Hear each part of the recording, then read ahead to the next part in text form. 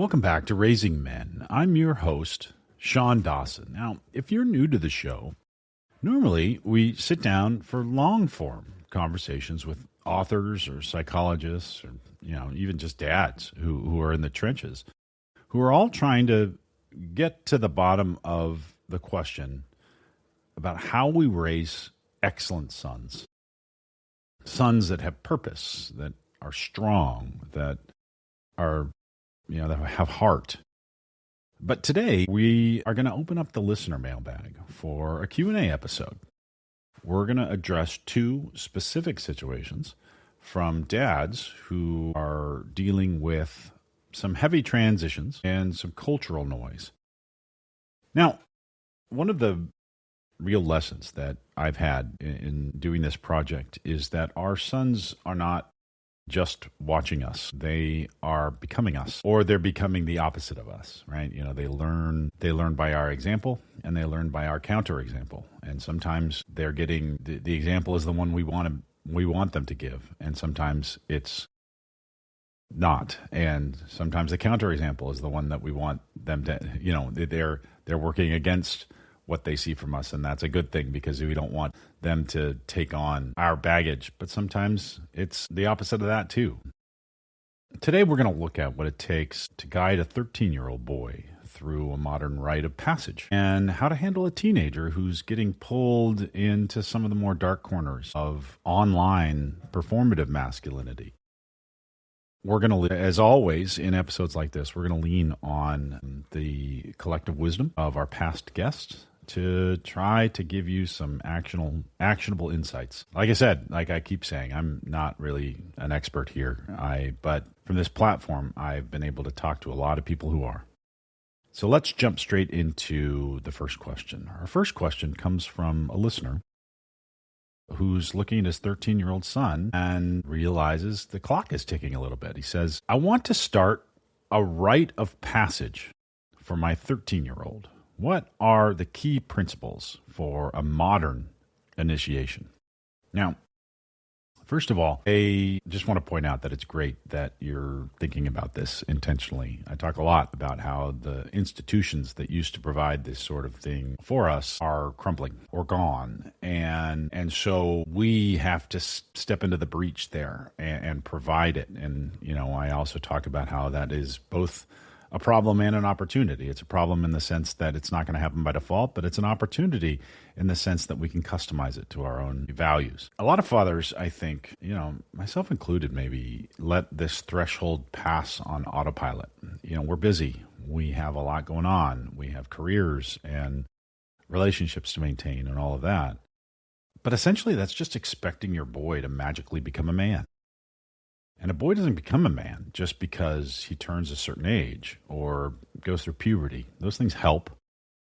But he becomes a man because there's a community of healthy, mature men that intentionally welcomes him into their ranks. So there's an episode with former Navy SEAL master sniper instructor Eric Davis during episode 24. Eric has a book called Raising Men, which is one of the inspirations for the show. And it's called Raising Men, Lessons Navy SEALs Learned from Their Training and Taught to Their Sons. And he argues that traditional masculinity hasn't failed because it is inherently broken. It's failing because the modern environment has changed so radically and our parenting models haven't updated to match it. So one principle he talked about to build your initiation around is what Eric calls training them to have a bias towards action.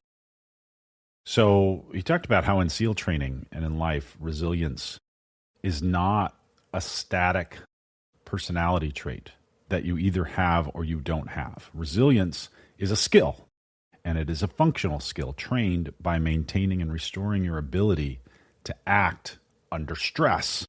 And eventually, if you get good enough at it, it's to act under immense stress. And as modern boys are basically drowning in a digital world that rewards total passivity. They watch other people live instead of living themselves potentially.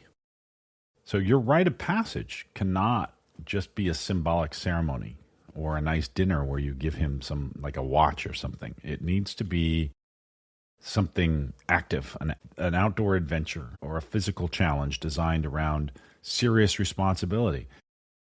And it doesn't necessarily have to be one big thing. You don't want to set them up to fail, right? Like if you've been sitting around watching YouTube for the past 3 years, okay, we're going to do this rite of passage. We're going to go into the woods and you're going to have to kill a boar, right? To take an extreme example. That's not going to work, right? You're going to set them up to fail. And the rite of passage he should be able to succeed. It should be, and if he's not in a position to succeed, well, then that's part of the journey as well. Eric Davis talked about how when he wants to teach his sons responsibility, he doesn't lecture them. He takes them into the mountains or he puts them in the ocean and he puts them in charge of navigation, of the safety gear, of the food supplies. And then he takes a step back. And if they make a mistake, they're going to experience the real world consequences of that mistake in real time. So he creates a situation where they can make mistakes, but they can make the mistakes in a way that isn't fatal or doesn't cause permanent damage. And then, and if something is about to happen that would cause permanent damage, he steps in. So, if they forget a piece of equipment, they're going to be cold or they're going to go hungry. And that's not cruel. It's about it's about introducing intentional discomfort within a safe framework. I hope that helps. I hope that gives you some guidelines in kind of creating and cultivating rites of passage. Let's turn to our second question, which I think touches on kind of a massive anxiety about running through our community. Father writes, my son is watching Andrew Tate and Jordan Peterson, and I'm worried that he's getting toxic ideas. How do I counter this black pill masculinity? So first off, thank you for your honesty. I think it's, kind of easy to panic when you walk past your son's bedroom and you hear, these specific voices. Maybe you're familiar with them. Maybe you're not. Maybe you love them. Maybe you hate them. All sorts of things. But I think it can be easy to get alarmed potentially. Whatever the voices they're hearing, and there's this kind of black pill narrative that is a hyper cynical algorithmic belief that the world is entirely rigged against young men and that the only solution is cold dominance, financial hoarding, a view of relationships as a zero-sum war. And that is a drug, and it's a really potent drug, and it's a grift. And the people who are doing that are getting rich by keeping your son locked in the basement. And it doesn't seem like it is. A lot of what they have to say is really, really good. The gateway drug is really, really good. I mean, how do you argue with make your bed?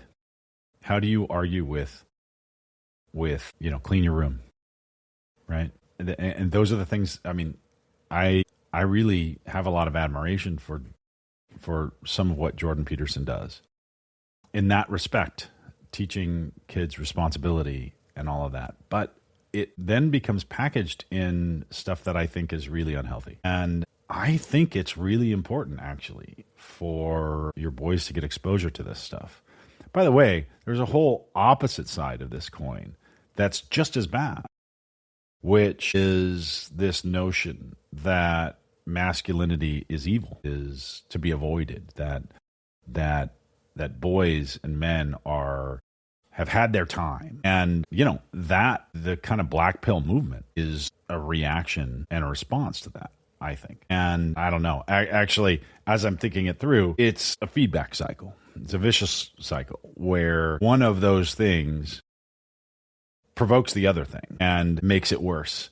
And so the more, hyper woke men are evil stuff that's out there, that gives fuel to the black pilled, see the culture is trying to put us down, and so we need to violently react against it stuff. And it's just not healthy. What it does is it creates an us versus them mentality. And that's the way that bad actors hijack us and get us pitted against each other And, it's the difference between trying to break a bundle of sticks and trying to break an individual sticks.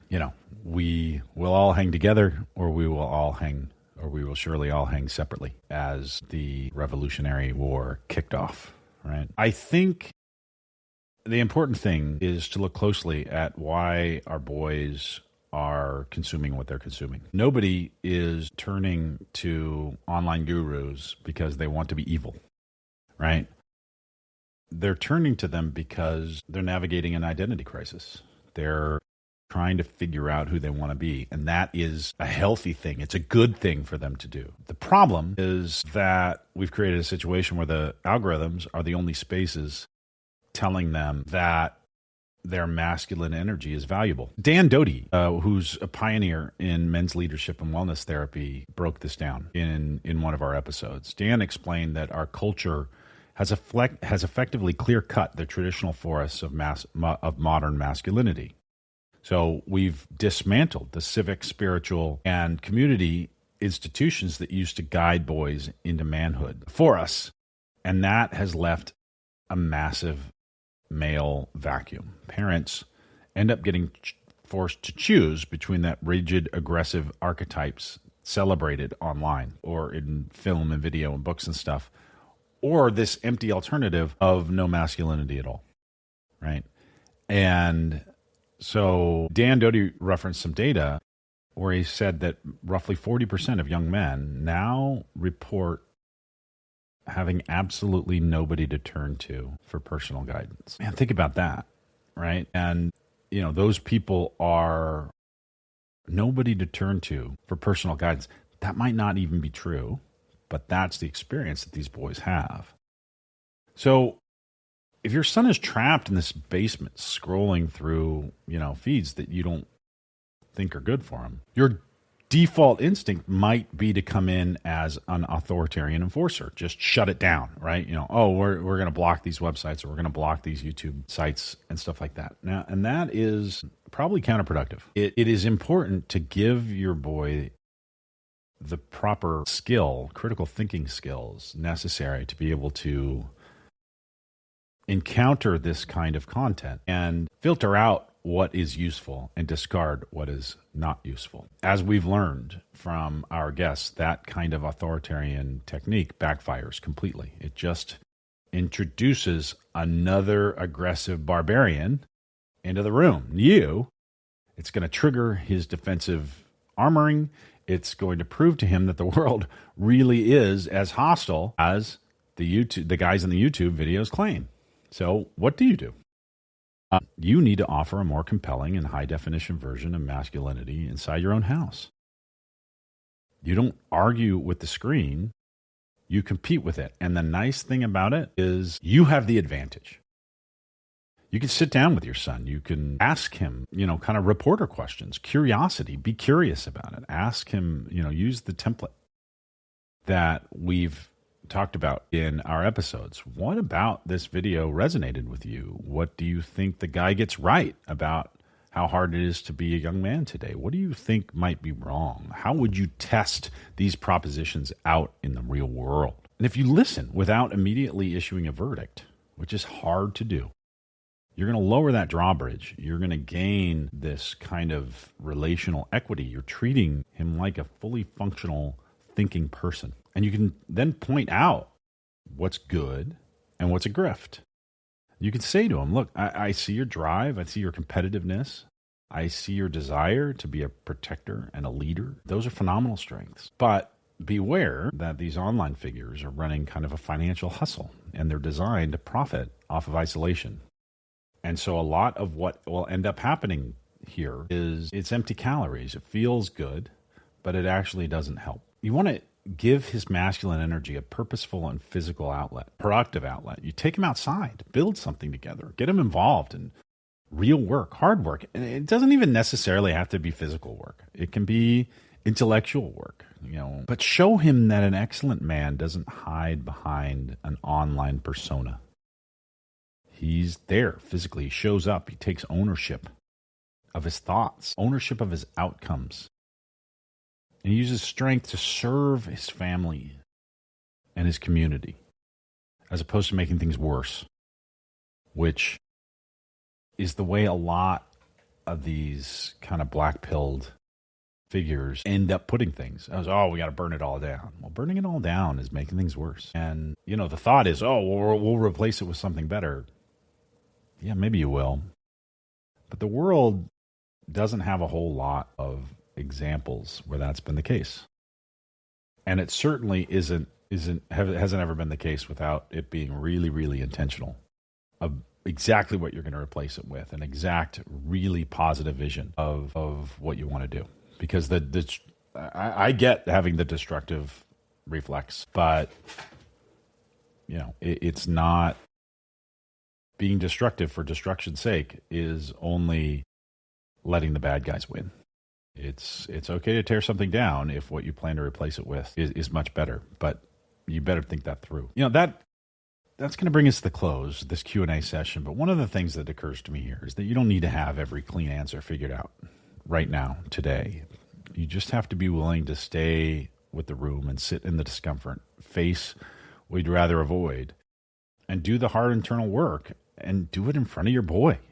That is the lesson. Your boy doesn't need you to be the expert. He needs you to show him how to thrive. And part of that is modeling the struggle. And they're learning how to handle fear and power and connection by watching what you do. So until next time, keep up the work. Stay curious about your own experience so that you can lead his experience. And remember that they're watching everything you do, man. And that is a privilege and it is a huge responsibility. My name is Shaun Dawson, and this is Raising Men, and you are a great parent.